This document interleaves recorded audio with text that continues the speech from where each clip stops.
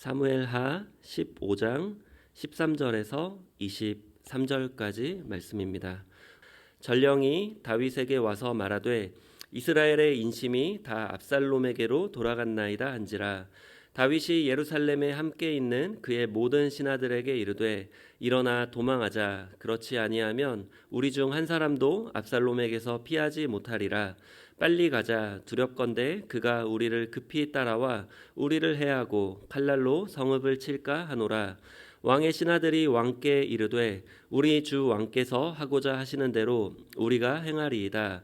보소서 당신의 종들이니이다 하더라. 왕이 나갈 때에 그의 가족을 다 따르게 하고 후궁 10명을 왕이 남겨두어 왕궁을 지키게 하니라.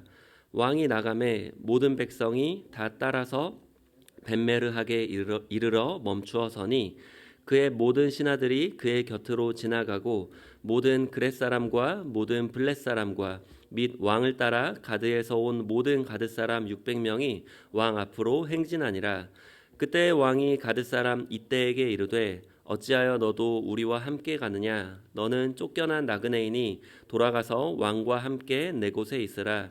너는 어제 왔고 나는 정처 없이 가니 오늘 어찌 너를 우리와 함께 떠돌아다니게 하리요? 너도 돌아가고 내 동포들도 데려가라. 은혜와 진리가 너와 함께 있기를 원하노라 하니라. 이때가 왕께 대답하여 이르되 야훼의 살아계심과 내 주 왕의 살아계심으로 맹세하옵나니 진실로 내 주 왕께서 어느 곳에 계시든지 사나 죽으나 종도 그곳에 있겠나이다 하니 다윗이 이때에게 이르되 앞서 건너가라 하매 가드 사람 이때와 그의 수행자들과 그와 함께한 아이들이 다 건너가고 온 땅 사람이 큰 소리로 울며 모든 백성이 앞서 건너가매 왕도 기드론 시내를 건너가니 건너간 모든 백성이 광야길로 향하니라. 아멘. 오늘은 구약의 그리스도 72번째 시간인데요. 전 오늘 본문 말씀을 가지고 사람 때문에 어려울 때라는 제목으로 함께 은혜를 나누고자 합니다. 본문은 다윗의 아들 압살롬이 다윗을 반역하자 다윗이 예루살렘에서 도망치는 내용입니다. 이때 다윗의 나이는 약 60세이고 압살롬의 나이는 약 28세로 추정됩니다. 다윗은 젊었을 때에 많이 고생했었고 왕으로서 많은 업적도 이뤘습니다. 말년에 편하게 지내야 될 다윗은 가장 사랑하는 아들로부터 비참하게 배신을 당하게 됩니다. 게다가 자신의 젊음을 다 바쳐서 섬겼던 백성들까지도 압살롬의 편에 서는 것을 보면서 다윗은 더더욱 서러웠을 것입니다. 우리도 인생을 살다 보면 이와 비슷한 경험을 종종 하게 됩니다. 여러분도 혹시 여러분 가까이에 있는 또 여러분이 믿었던 사람에 의해서 어려움을 경험했던 적이 있지는 않습니까?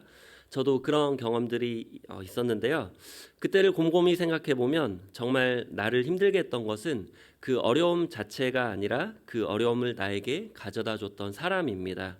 어려움은 시간이 지나면 서서히 풀리지만 그 사람에 대한 감정은 시간이 지나도 잘 해결되지 않고 순간순간 생각날 때에 마치 태풍이 마음을 휩쓸고 지나가는 것처럼 마음이 굉장히 어렵고 또 곤란해지는 경우가 있습니다.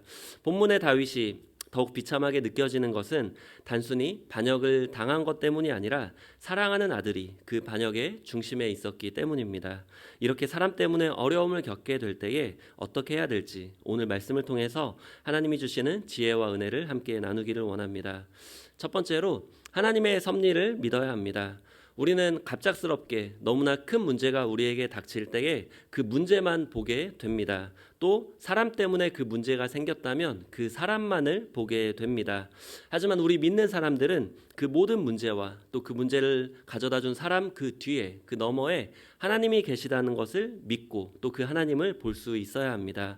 좋은 일이든 나쁜 일이든 우리에게 일어나는 모든 일은 다 하나님의 섭리 안에 있음을 믿어야 합니다.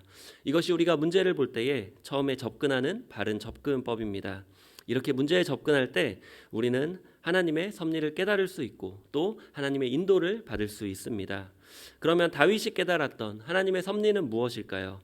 먼 과거로 거슬러 올라가 보면 다윗이 밧세바를 빼앗고 우리아를 죽인 사건이 있습니다. 너무나 큰 죄를 짓고도 뻔뻔하게 자신이 지은 죄도 있고 그 죄도 회개하지 않은 채 살아가고 있던 다윗에게 하나님은 나단 선지자를 보내셔서 그 죄를 책망하시고 징계를 내리십니다. 사무엘하 12장 10절 말씀입니다. 이제 내가 나를 업신여기고 햇사람 우리아의 아내를 빼앗아 내 아내로 삼았은즉 칼이 내 집에서 영원토록 떠나지 아니하리라 하셨고, 사실 이때부터 다윗의 집에 피바람이 불기 시작합니다. 모든 것이 차근차근 준비되어 가고 있었고 그 가장 큰 클라이맥스로 이 압살롬의 반역이 일어납니다. 사실 예전에 그 나단 선지자로부터 이 말씀이 선포된 뒤에 다윗의 아들 암논이 다윗의 그 이복누이 다말을 성폭행합니다. 다윗이 왕이라는 권력으로 밧세바를 성폭행했던 것처럼 이 다윗의 아들 암논도 그 왕자의 자리에서 그 이복누이를 성폭행합니다. 하나님은 그 다윗이 저질렀던 범죄를 다윗의 집안에 동일하게 일어나게 하셨습니다. 이에 다말의 친오빠 압살롬이 이복 형제인 암논을 죽이고 블레셋으로 도망칩니다. 다윗이 우리아를 죽였던 그 사건을 하나님은 다윗의 집안에 동일하게 일어나게 하셨습니다. 하나님은 다윗에게 많은 은혜를 주셨지만 그 은혜에 대한 책임도 물으십니다. 우리가 하나님께 많은 은혜를 받았다면 그 은혜에 대한 책임도 하나님께서 물으신다는 것을 우리는 기억해야 됩니다. 다윗은 압살롬을 다시 불러들였는데 그 압살롬이 4년 동안 사람들의 마음을 훔치면서 반역을 준비하다가 마침내 다윗을 반역합니다. 압살롬의 반역을 도운 가장 1등 공신을 뽑자면 다윗의 곁에서 오랫동안 책략가로 함께했던 아이도벨이었습니다. 다윗의 전략과 전력을 꿰뚫고 있는 아이도벨이 있기 때문에 평생을 전장에서 누비고 다녔던 용사 다윗도 또 그와 함께했던 용사들도 섣불리 압살롬의 군대와 전면전을 치르지 못합니다. 사실 이 아이도벨은 밧세바의 할아버지입니다. 아이도벨은 다윗이 밧세바와 우리아에게 했던 모든 일들을 곁에서 보고 복수할 날만을 기다렸던 것입니다. 다윗이 밧세바와 우리아에게 저질렀던 일과 다윗의 집안에서 일어났던 일들로 인해 백성들의 마음도 다윗을 향한 그 사랑이, 존경이 이전과 같지 않았을 것입니다. 언뜻 보면 이 사건의 문제만 볼 수 있고 또 그 문제를 일으킨 사람들만 볼 수 있지만 엄밀히 따지면 하나님의 섭리를 볼 수 있고 또 하나님이 하셨던 말씀들, 그 말씀이 이미 우리에게 있었다는 것을 알 수가 있습니다. 사람으로 인해 우리가 문제를 겪게 될 때 가장 먼저 할 일은 모든 것이 하나님의 섭리 안에 있다는 것을 기억하고 하나님의 섭리를 통해서 그 사건을 바라보고 하나님의 인도를 받겠다는 결단으로 나아가는 것입니다.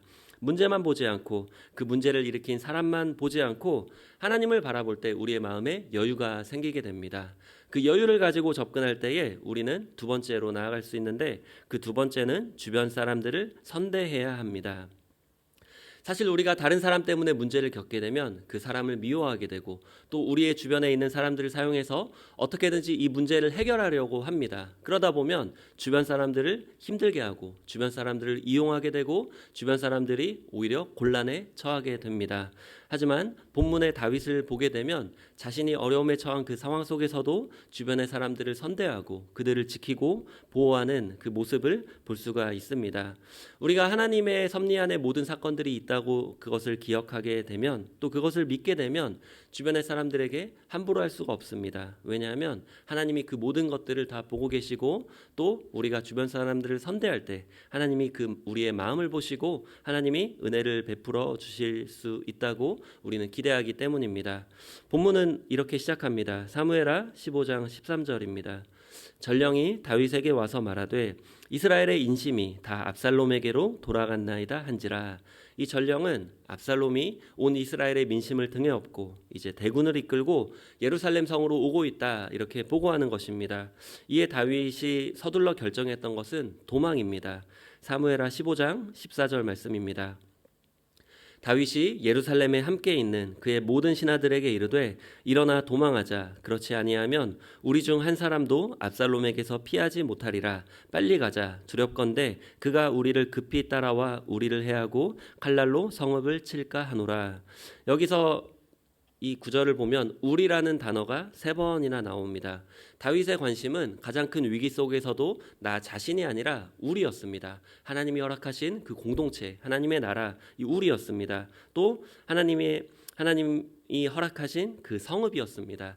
사실 전략적으로 보면 다윗이 도망하려면 어느 정도 군사를 남겨둬야 됐고 그 성을 지켜야 됐습니다. 그렇다 보면 그 성에는 불이 날 수도 있고 그 성이 공격을 받을 수도 있습니다. 하지만 다윗은 그 성을 하나님이 허락하신 성이라고 생각했고 또 단순히 자기 나라의 이스라엘의 도성이 아니라 하나님 나라의 도성이라고 생각했고 장차 그곳에는 하나님의 성전이 세워질 곳이라고 생각했기 때문에 그 성전이 지켜지기를 원했습니다. 그래서 다윗은 예루살렘 성 굉장히 지키기 쉬운 난공불락의 성이었지만 그 성에서 싸우는 것을 피하고 또 그 공동체를 지키기 위해서 바로 도망치기로 결정을 합니다.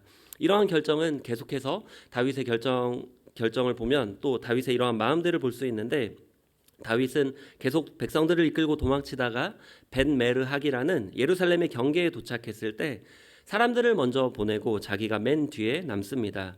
본문 18절 말씀입니다. 그의 모든 신하들이 그의 곁으로 지나가고 모든 그렛 사람과 모든 블렛 사람과 및 왕을 따라 가드에서 온 모든 가드 사람 600명이 왕 앞으로 행진하니라. 이 행동을 보면 야곱의 경우가 생각이 납니다. 야곱도 자기의 모든 가족들과 식솔들을 먼저 가축들을 앞으로 보냈는데 다윗의 경우와 야곱의 경우는 반대죠. 야곱은 그 앞에 그 자신을 해치려고 오고 있는 에서를 피하기 위해서 자신의 사람들을 먼저 보내고 자기가 맨 뒤에 가는데 다윗은 뒤에서 따라오고 있는 압살롬의 군대를 자기가 가장 마지막에 남고 자기의 사람들을 먼저 앞으로 보내는 것을 볼 수 있습니다. 게다가 다윗은 이방 나라에서 왔던 블레셋의 가드 사람이 이때에게 이스라엘의 내전에 휘말리지 말고 너의 왕에게 돌아가라 이렇게 말합니다. 이미 가드 사람 이때와 그의 군대는 아마 다윗이 블레셋의 망명에 있을 때 다윗의 인격과 그 리더십에 감명해서 따라와서 함께했던 것 같습니다. 사실 지금 한 사람 한 사람이 아쉬웠던 이때에 다윗은 오히려 이때와 그의 군대에게 선대를 베푸는 것을 볼 수 있습니다. 그렇게 선대를 베푸는 다윗에게 이때는 이렇게 대답합니다. 사무엘하 15장 21절 말씀입니다. 우리 함께 이 말씀을 읽겠습니다. 이때가 왕께 대답하여 이르되 야훼의 살아계심과 내 주 왕의 살아계심으로 맹세하옵나니 진실로 내 주 왕께서 어느 곳에 계시든지 사나 죽으나 종도 그곳에 있겠나이다 하니 이 말씀 많이 들어본 것 같지 않으십니까? 사실 룻이 이제 시어머니 나오미를 따라간다고 했을 때 했던 말과 좀 비슷합니다. 그리고 그전에는 시어머니 나오미가 룻에게 선대를 베풀며 너의 사람들에게로 돌아가라 이렇게 선대를 베풀었는데 사실 이 선대도 다윗이 베풀었던 선대와 비슷합니다. 사실 하나님이 그 어려움을 해결하실 때 그 사람들의 마음과 또 하나님을 향한 그러한 간절함을 보게 되는데 우리는 그 문제 자체만을 해결하려고 어떻게든지 우리에게 주어진 자원과 또 주변에 있는 사람들을 이용해서 해결하려고 하지만 사실 그것보다 더 중요한 것은 우리 주변의 사람들을 선대할 때 하나님의 마음을 우리가 품을 때 하나님이 우리를 통해서 그 문제를 해결해 가신다는 것입니다. 이 상황까지 보면은 아무런 문제가 해결되지 않았고 오히려 빨리 도망치자고 하지만 다윗은 오히려 여유가 있는 모습을 보입니다. 이미 다윗은 승리했습니다. 다윗은 압살롬을 피해 도망치고 있지만 하나님은 이미 다윗과 함께하고 계셨고 이미 다윗은 승리를 이미 받았습니다. 다윗은 그런 이때에게 이제 자기보다 앞서 건너가라고 말합니다. 사무엘하 15장 22절에서 23절 말씀입니다. 다윗이 이때에게 이르되 앞서 건너가라 하매 가드 사람 이때와 그의 수행자들과 그와 함께한 아이들이 다 건너가고 온 땅 사람이 큰 소리로 울며 모든 백성이 앞서 건너가매 왕도 기드론 시내를 건너가니 건너간 모든 백성이 광야 길로 향하니라. 다윗은 위기의 순간에도 주변 사람들을 위해 자기 목숨을 아끼지 않았는데 결국 모든 사람들도 다윗을 위해 목숨을 바칠 각오가 생기게 됐습니다. 여기서 온 땅 사람이 큰 소리로 울며 앞서가는데 그것은 다윗이 베풀어준 선대에 대한 그러한 마음, 감격적인 마음으로 울었을 것이고 또 백성들은 광야길로 향하고 있는데 사실 광야는 쉽지 않은 곳입니다. 다윗은 두 번째 편한 곳에 있다가 다시 광야로 들어가는데 더 많은 어려움이 있었을 것입니다. 그런데 백성들과 함께 다시 광야길로 향하게 됩니다. 다윗은 이러한 상황들이 사람 때문에 문제가 생겼지만 나중에 이 문제가 해결되는 과정들을 보면 사람 때문에 문제가 풀립니다. 다윗은 압살롬과 아히도벨 때문에 큰 문제를 겪게 되지만 나중에 다윗에게 찾아왔던 후세와 또 그 제사장 사독과 아비아달 또 그의 두 아들 때문에 그들이 스파이로 그 압살롬의 군대 안에서 활동했기 때문에 이 문제가 다 해결되는 그러한 내용들을 나중에 볼 수가 있습니다. 이러한 말씀들을 우리의 삶 가운데 어떻게 적용해야 될까요? 우리가 사업을 하다 보면 때때로 어려움을 겪게 될 때가 있습니다. 사업하시는 분들을 보면 가끔 안타까울 때가 있습니다. 하나님을 위해서 사업을 한다고 하시는데 또 하나님께 기도하고 하나님이 시작하게 하셔서 사업을 한다고 하시는데 때때로 그렇게 보이지 않을 때가 있기 때문입니다. 바로 한 가지만 보면 알 수 있는데 사업이 너무나 우상이 되어서 주변 사람들을 선대하지 않는 것, 이것만 보면 그 사람에게 이미 사업이 우상이 되었다는 것을 알 수 있는데요. 때때로 사업이 어렵기 때문에 직원들의 월급을 미루거나 또 직원들을 힘들게 하거나 또 동업자나 거래처를 더 어렵게 하기도 합니다. 사실 조금만 생각해 보면 사업은 원래 어렵죠. 그렇죠?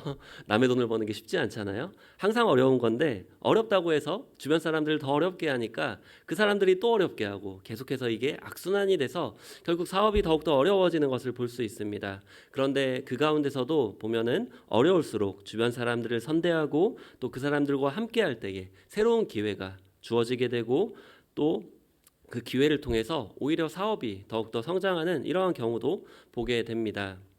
하지만 사업이 우상이 되어서 결국 주변 사람들에게 함부로 하다가 사람도 잃게 되고 사업도 무너지게 되는 경우를 종종 보게 됩니다.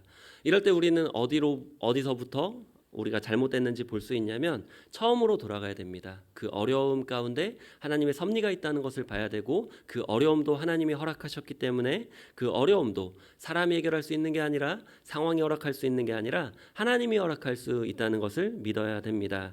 다윗은 성을 빼앗기더라도 자신이 죽더라도 사람들을 먼저 앞서 보냈고 성이 지켜지기를 원했습니다. 그 성이 자신이 주인이 되지 않다 할지라도 하나님의 성이 지켜지기를 원했습니다. 왜냐하면 성은 백성을 위해 존재하고 또 왕은 백성을 돌보기 위해 존재하기 때문입니다.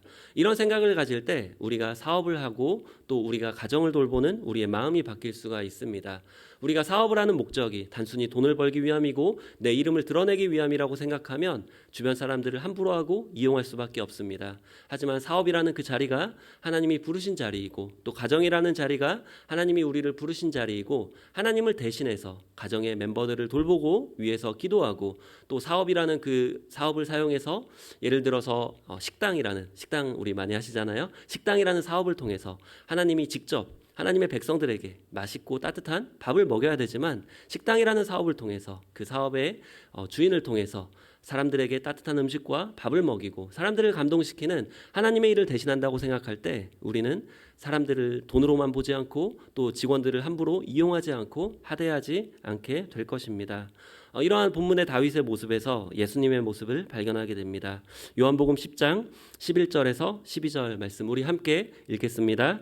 나는 선한 목자라. 선한 목자는 양들을 위하여 목숨을 버리거니와 삭구는 목자가 아니요 양도 제 양이 아니라 이리가 오는 것을 보면 양을 버리고 달아나나니 이리가 양을 물어가고 또 해치느니라. 아멘. 하나님은 우리의 어떤 인생을 기뻐하실까요? 주변 사람들을 다 죽이면서까지 예루살렘 성을 지키는 다윗일까요? 아니면 오히려 주변 사람들을 먼저 보내고 맨 뒤에 남는 다윗일까요? 여러분은 어떤 인생을 살기를 원하십니까? 신앙은 교회에서만 지키는 것이 아닙니다. 신앙은 삶의 현장에서 지켜질 때 진짜 신앙입니다. 사람 때문에 어려움이 찾아올 때 다윗처럼 하나님의 섭리를 인정하고 주변 사람들을 선대해서 모든 문제를 하나님의 은혜로 해결받으시는 저와 여러분이 되시길 예수님의 이름으로 축원드립니다.